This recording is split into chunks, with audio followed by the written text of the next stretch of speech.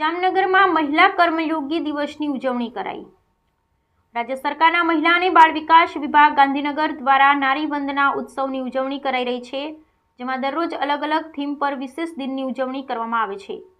જિલ્લા મહિલા અને બાળ અધિકારી શ્રીની કચેરી દ્વારા જામનગરમાં શ્રી કસ્તુરબા સ્ત્રી વિકાસ પીટીસી કોલેજ ખાતે મહિલા કર્મયોગી દિવસ મનાવવામાં આવ્યો હતો।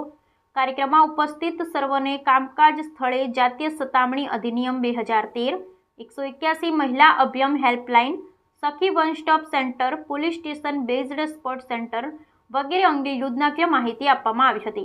आ उपरांत जिल्ला रोजगार कचेरी द्वारा महिलाओं माटे महिला कर्मयोगी थीम पर नाटक निदर्शन करवामां आव्युं हतुं।